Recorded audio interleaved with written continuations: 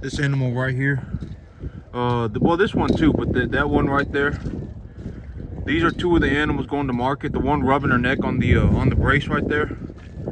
You can tell she very fat. This one right here, particular, very fat. When I see an animal like this, okay, so animals. I always say the big idea of bringing in an animal is to go and find number 1 to 1.5 type medium large frame animals.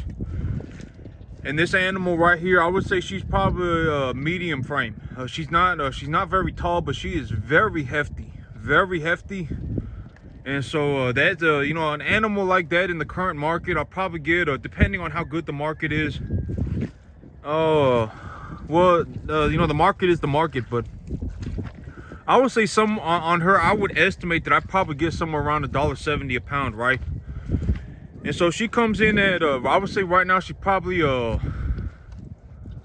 750 pounds. I'm looking to get these animals to about 800 by the 3rd week of January. So here in about 3 weeks, I'm looking to get them to about 800 and take them to market. That's usually what I look to do, is I take them to 800 and I get them to market. But the grass in the front is definitely growing. My field actually looks kind of fluffy right now, if that's a good way to put it. But I was looking at it while I was walking over here, and I was like, yeah, my grass is definitely growing. It's cold. It's cold outside. There's about a 1/4 inch of ice on the water tanks that the animals get out front. I got a water tank out for them, and there was a 1/4 inch of ice on the top of that, on the top of the water. And so it's the first time that I've seen ice on their water tanks this winter. So it's been cold for a while. This last evening, it was cold long enough to freeze some of the water. But this is the grass on the front, and I can definitely tell. Well, you know, there is damage, a lot of damage here from the animals just walking around here, but it don't matter.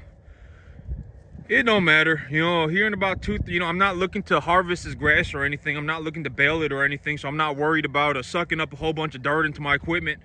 Like, if I had a whole bunch of bare ground everywhere, if I had a field that was you know, pretty heavily damaged, and I was looking to bale hay and stuff, you know, maybe I'd be a little bit more concerned, right? Because I don't want to suck up a whole bunch of dirt into my hay equipment. But I'm not even looking to I'm not even looking to grow hay. I'm not looking to grow this crop for hay. Realistically, what's likely going to happen is that, you know, just take a look at the grass. It's probably probably 6 inches tall. So the grass in the front is definitely growing. Maybe it's growing about 4 or 5 inches a week, 3-4 inches a week right now. And when the grass grows, it grows uniformly. Granted that I've done my part in fertilizing the field and maintaining the field properly, right? And so right now, I would say that the ammonium sulfate urea mixture was a good idea. I'm not really, okay, it's very hard for me to look at a plant and go, oh, this plant is having a phosphorus deficiency when there is when it's cold outside. Because when it's cold outside, the plants are going to metabolize differently. And so it's not an optimal situation for the plants to be in. And when it's not an optimal situation for the plants to be in, they will, you know, the weather can damage the plant. Whether it be too hot or, you know, if it's too cold or if it's too hot or anything, the plant can actually get damaged by the weather. And so when the weather is adverse, when the weather's not ideal, it is hard for me to tell exactly what is going on with the plant. And so right now, the best thing that I can do is just go with my instinct, right? You know, I have a lot of experience doing this. And so the best thing for me to do now at this point in time, when it's 25 degrees outside, is to just go off of my own knowledge base. And I'm not even gonna say, okay, so my knowledge base is my knowledge base because I have the experiences that I have, right? I've been doing this for a long time. But there's also a portion of my knowledge base that has been structured by the by others, by the books that I read, right? I read a lot of books. I do not take advice from just random people, right? Because if this person, you know, two streets away, 3-4 streets away, you know, why would I take their advice to heart, right? You know, if most of the time it's gonna be stuff like peer-reviewed paperwork. A lot of times when I look for information, what I do is I go on the internet and look up scientific published papers, and I'll read them. And I'll look into it as thoroughly as I can. That's the kind of stuff that I look for, right? So right now my grass is definitely growing, and I would say like, I want to say that my field is having a phosphorus deficiency right now, but instinctively I don't think it is. I think that what is happening to my plants right now, from just my intuition, from just, you know, everything that I've, you know, from all the experience that I've collected throughout my life, and just taking a good look at what's going on, my field kind of, but this usually always happens when it gets too cold outside, is that I start thinking that my plants are having phosphorus issues. But they're not having phosphorus issues. They're just having some sort of a metabolic problem. The plant is being stressed by the weather. And so as of right now, my big plan. Okay, so one of the big reasons for why I've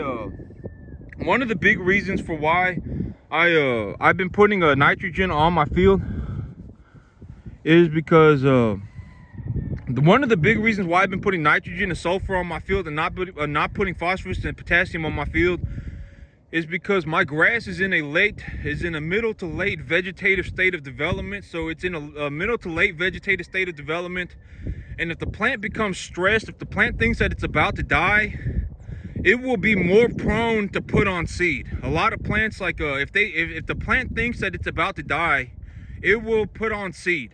It will be more stressed to put on seed.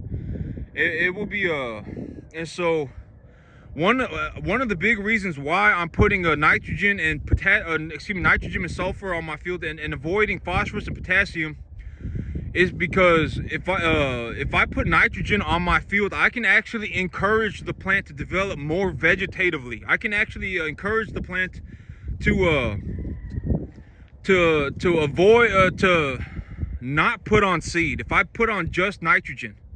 And also potassium has a lot to do with the swelling of the seed. So if I really want big kernels, if I want big seeds, if I want that big robust grain, potassium will swell the fruit. So potassium swells the fruit a lot. Phosphorus has a lot to do in terms of developing flowering sites. Like if I want a grain head that has a lot, granted that the grain crop also has enough carbon dioxide and enough water and all of that stuff. If I really want the plant to develop a plentiful number of flowering sites, phosphorus will help with that. But in terms of swelling the fruit itself, potassium will swell the fruit.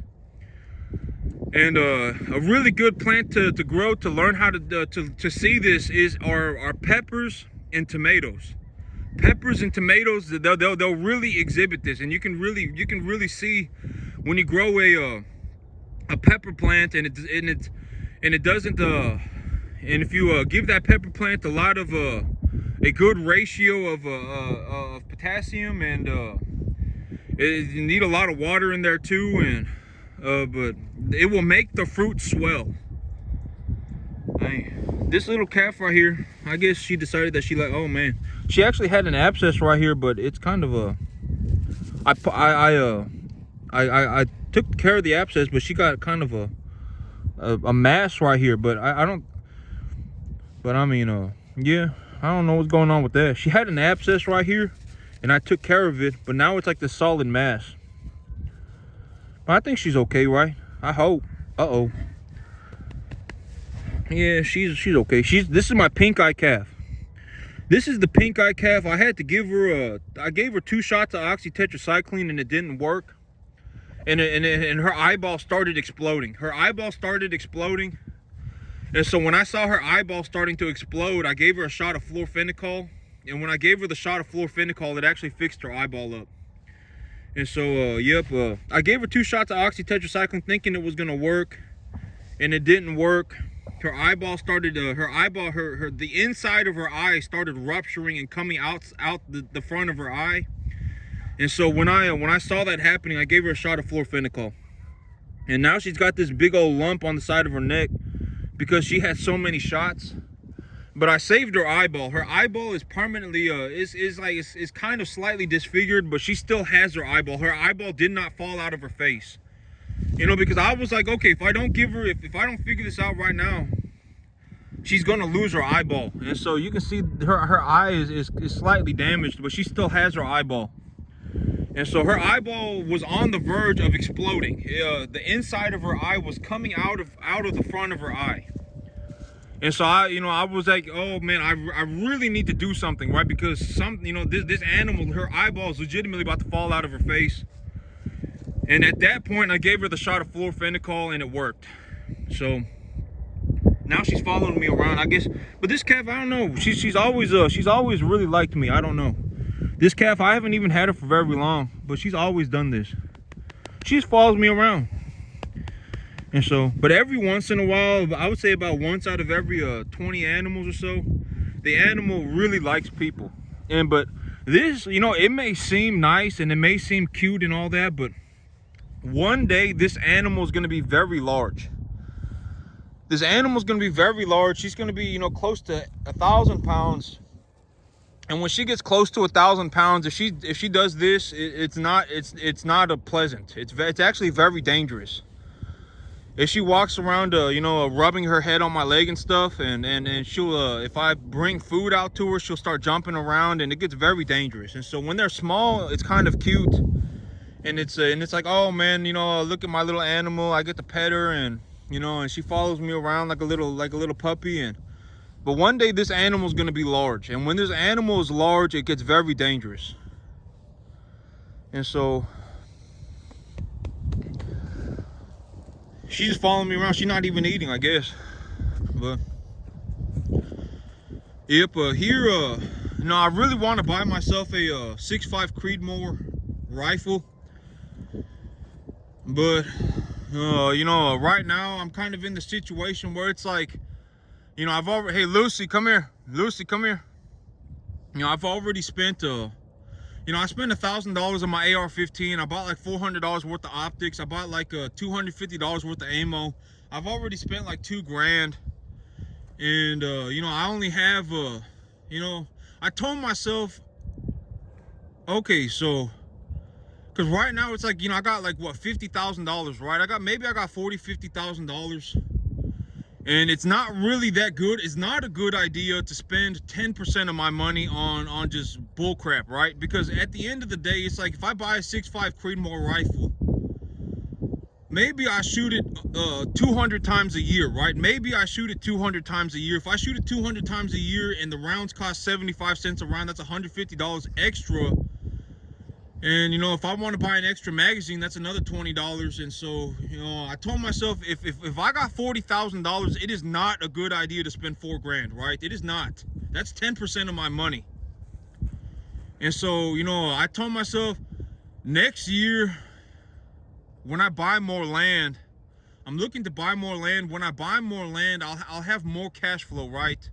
Because realistically, if I do this and then I got 10 acres here, but if I buy 50 acres, I'm just doing this 5 times, right? I'm just doing this 5 times. And this field right here, I would say this 10 acres makes me a net profit of probably about $60,000 a year. I would say I net a profit of about $60,000 a year on the field, maybe a little bit more, maybe about 70. And so if I do this 5 more times, I could put myself in a position where I make close to $500,000 a year. And when I make $500,000 a year, if I want to go and spend $1,000, if I want to go and spend $4,000, I'll go and do it. Because at that point, it's 1% of my money, right? It's not 10% of my money. And so, I was looking at the rifle and I was like, yeah, I got, about 40,000 sitting in my account. And and if I wanted to, I could buy this rifle. It'd be $1,000. But then I took a look at my entire budget, for the entire year, because I didn't buy anything until the last month. I really didn't spend money on anything. Really, I didn't. I mean, maybe I bought like one box of ammo here and there, and a box of ammo is gonna cost what, like a $10, right? Like I go to the ammunition store and I buy a box of ammo and it costs me $10. And so it's like, yeah, I may have spent, maybe I spent about $100 throughout the year, right? On just other stuff that I spent $100, but I'm not really worried about that $100, right? And so I really didn't spend money on anything. And so the money that I spent, almost all of it happened in the last month. When I found all these very, very, very good deals, when I found a lot of bargain stuff, I bought it up. And so I probably spent close to $2 grand. Maybe I made maybe this year, maybe I make about 160,000, right? And if I make $160,000, it is not a good idea to go and spend $5,000. It is not. Like, it is not. If I make $160,000, right? And let's say I walk away with 120, right? I walk away with 120. It is not a good idea to go and spend $4,000. And if someone tried to convince me that it was a good idea, I would cut them out of my life immediately. It is very stupid. Very stupid. It's not a good idea. Like, if I make $120,000, I should not go and buy $4,000 worth of stuff that I just want. I should not. That is a horrible idea, because, like, let's say I make $120,000, right? I pay for my living expenses. Boom, that's 30 grand a year, right? So that leaves me with 90. That leaves me with 90, and then even at $90,000, I would not spend 5% of my money on just bull crap that just does not. I would not do it. I would rather sit on the money, right? I would rather have that money in my bank account. It would make me feel better to have the money in my bank account than it would for me to have another rifle in my gun locker, right? It would make me feel better to have that money instead of another gun. And so I told myself, next year when I buy more land, when I get myself to the point where I'm making $500,000 a year, when I make $500,000 a year, if I want to spend $4 grand a year, I can have at it. Because then it'll be less than 1% of my money. But when it's 10% of my money, I'm not going to do it. I'm not going to do it. I mean, that is just ridiculous, right? Why spend $4 grand? I only make 120. Why spend 4,000, right? It's just not a good idea. And because, okay, here's the idea. Okay, here is the big plan. Okay, here is the idea of this, right? Like, let's say I go and I spend $4 grand buying rifles, right? But instead of, when I have $40,000, it's not like I have some unlimited amount of money. If something goes wrong with my business, I may need to, like what happened a couple months ago, if something like that happens, I may need the capital to put back into my business to keep my business running. It is not a good idea to go and spend 10% of my money on just worthless stuff. At the end of the day, a gun, it's not worthless. It will retain its value, and it's cool to have and all that, right? But still, at the end of the day, a 6.5 Creedmoor rifle, my 223 Wild AR-15 is going to be just up until about 200 yards, right? Up until about 200 yards, it's going to be about the same thing. If I'm shooting past 200 yards, and on this field, I don't even have the capacity to shoot past 200 yards. And so, my whole field maybe is 200 yards from the front to the back. And so it's not really a good idea, right? Because at the end of the day, like, let's say if something bad happened to my business, right?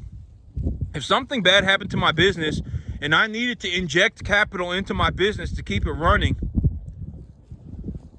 that is why I sit on money. I sit on money. Why do I just sit around with tens of thousands of dollars in my bank account? Why? It's because if I need the money for my business is always number one. Always number one, always. So if I need the money for my business, I want the money to be there. That is why I just sit on the money. And $4,000 will buy me an entire shipping container full of corn. Just about. $4,000 will buy me like 7 head of cattle. And so, it is, if all I have is, if I make 120,000 a year, right? It is a horrible idea to go and just spend $4 grand. It is a miserable idea. It will lead you to failure. It will.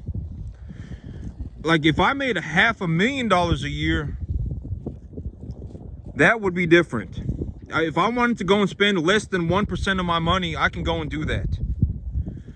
But if realistically, after everything is said and done, after a year, I've been running my business and I've been paying for my living expenses and all that. If I got 120 grand, that leaves me with about 50, right? Because so far I've put about 40,000 into my business. I spend about $30,000 to live on. That right there is about 80 grand. And then let's say I make 120 for the year, then that leaves me with 40 grand, right? That leaves me with 40 grand. And if anything were to happen to my business, I would need to re-inject the capital into my business. And so me, $40,000-$50,000, why am I sitting on $40,000-$50,000? It is because my business may need the capital. At the end of the day, I may need the money for my business, right? And my business is always number one. Always. Because without my business, I no longer have money. And if people who watch my videos, they should know at this point, if they try and convince me that money is not important, I will legitimately never talk to them again. Legitimately. You cannot convince me that money is not important. Money is very important. Very important. I ain't trying to be broke. Being broke is not some freaking joke, right? It's not like some good idea. It's not. It's a horrible idea. And so, I would rather have the money. But next year, when I'm looking to buy myself more land, if I buy myself 50 acres, I'd just be doing the exact same thing. I'd just be doing it 5 times, right? And at that point, because okay, so this is also another good realistic idea of what money looks like, because a lot of people, they just don't know, right? They got horrible habits. Most people, if they make $1, they spend $1. Some people who are real bad with it, if they make $1, they'll spend $1.50. If they're real bad. And I'm not talking about invest, I'm talking about spend. They'll go and buy themselves new clothes every 6 months. They'll go and buy themselves $1,000 worth of bull crap every month. They will. There are a lot of people that do this. A lot of people. And it ultimately ends up with them scraping a living together every single month. They don't have money left over at all, ever. And they are legitimately scraping every single dollar out of their account every single month. And that when I see that, I'm like, man, what a horrible, pathetic life. That is not okay. That is not good. And so here's a realistic idea of what money looks like, right? If I buy a piece of land next year, and let's say I manage to put $70,000 in my bank account. If I buy a piece of land next year, and let's say I buy a piece of farmland and it costs me $500,000, and that $500,000 on the USDA loan terms, 100% leverage, without any insurance and without any because the USDA lender, they told me that the only thing I'd be paying if I took a loan from the USDA is just principal and interest. Just principal and interest. There isn't any insurance on it. If the property is, if the field is a agriculturally exempt property, I don't pay property tax on it. Nothing. I only pay principal and interest. And if that is the case, and they lend me the money on their rate, their rate right now I believe is about 4.5%, 4%, something like that. For $500,000, I'd be paying about $2,500 a month, maybe a little bit less, maybe about $2,300. So if I got 70 grand in my bank account, That get, I can for 3 years I can make payments on that property without having to work at all, if needed be. But granted, if I bought a 50-acre field, my very first thing that I would look to do is to produce income on that field. I would start planting grass. I would start plowing dirt. I mean, I would start, finding cattle. I would be at the sale barn bringing in cattle, right? Looking for 1 to 1.5 type medium frame cattle. I would be at the sale barns. I would be plowing the field up. I would be planting grass, making a business plan. I would be doing all that. The moment because right now the money's adding up fast, right? The money is adding up fast. I mean, I got the money. The money is adding up very fast. I'm doing very well for myself. And so when I buy more land, my very first goal is to start getting the land producing an income. And the good thing about buying land is that even when I buy land, I will still have this field. This field will still be producing me an income. And so if necessary, I can utilize this field to pay for my new field until my new field is able to produce an income. And when my new field produces an income, I'll be good to go. I can utilize that field to pay the bank back, and also to put money in my pocket. And at that point, because realistically, if I buy 50 acres, right? Realistically, I'll be making somewhere between $400,000 to $500,000 a year. Realistically, right? And at that point, I can go and I can buy whatever I want. If I want to go and buy a $1,000 6.5 Creedmoor rifle, I can go and do it, right? But realistically, on a field like this, maybe I got a 200 yards from the front to the back. A heavy barrel steel, I got a stainless steel heavy barrel 223. A rifle like that is going to be accurate enough to probably hit anything from the very front of my field to the very back. At 200 yards, a stainless steel barrel, heavy stainless steel barrel, chambered in 223 Wild, is going to be accurate enough to hit just about anything with almost pinpoint precision. Almost. Granted that there isn't some extreme amount of wind or anything like that, because it does get windy out here sometimes, very windy. And so, I'm not going to go and spend $4,000. I'm just not going to do it. It's a horrible idea. Spending 10% of my money if I as an individual said, okay, I make $120,000 a year and I'm just going to go and spend $4,000 on bull crap, if that was me, I would be ashamed of myself, legitimately. Why? I mean, that is a horrible idea. I just said it's not a good idea, right? If I legitimately lived like that, I would be ashamed of myself. I mean, every single year, it's like the moment something happens, oh my God, where are we going to get the money? Oh my God, let's scrape this dollar together. Oh man, if I pull all the money that I have to get, it's just not a good idea, right? And my business always comes first, always. My business here, if I run into a situation where I need to put $25,000 into my business, I want to be able to put $25,000 into my business. That's why I sit on tens of thousands of dollars. At the end of the day, that's why I do it. Oh my God, $40,000, $50,000 to a business owner is different. It's different. But here are two of the animals that are actually going to market in January. These are two of them. You can see they're about the same size. She's just shorter. And this is another one right here. This is another one right here. But this is the one when she starts eating, she just swells up real fast. And so, I guess she likes me today. She's usually scared of me. She'll usually run. But yeah, this is another one. And so here about the end of about the 3rd week of January, I am anticipating that I'll have 4 animals at around 800 pounds. And when they're 800 pounds and I take them to market, I'll probably make something about for the month. for the animals, maybe I'll make something about $5,000 to $5,500, and then I'll have a $3,500 paycheck on top of it, and I'll make about $9,500, or I'll make about $9,000 for the month, somewhere around $8,500, $9,000 for the month. I know that my farm right now, I need to get more animals on my field. I know I need to. I have a lot of grass out here. The animals look like they're not even touching the grass out here. The grass is growing in very fast.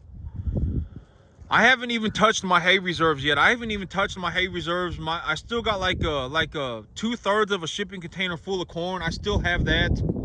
I mean, I've been stockpiling resources, thinking of what, I mean, for the tax write-off, but also because I figured I was anticipating that I was going to have more animals on my field, but I had a bit of a hiccup on the side of in the terms of the cattle, right? The things went poorly in terms of the cattle. I did very well for myself in terms of the business side of things, and in terms of the grass side of things, I did very well for myself. In the cattle, there was a lot of room to improve, and I invested almost $2,000. I invested something like $2,500 into building a permanent holding pen for new animals, and also a new working chute. To channel them into the working chute, and I also moved the working chute away from the area that there's a whole bunch of water on a part of my field. Every time it rains, it just floods water, and I moved my working pen away from that area as well. And so, I got a lot done. I invested almost $2,000. I invested something like $2,500 into making sure that what happened to my cattle a couple months ago or a month ago does not happen again. And so right now, maybe I, here in the next 4 to 5 months, maybe I'll do something, or maybe I'll make something about 60 grand. And granted, that 60 grand, it won't be the money that I have. I'll make about 50, 60 grand. And that 50, 60 grand is not just going to be money that's just going to be sitting in my bank account. I'm probably going to have to utilize about half of it to keep my business running, and also to pay for my bills. And so if I make 60 grand, realistically, at the end of the day, I walk away with 30. Because the other half of the money needs to go into doing things like buying cattle, paying for my mortgage, paying for my bills, paying for my truck. So if like if I make 60, I really only keep 30. But that's it for me today, YouTube. Y'all have a good one.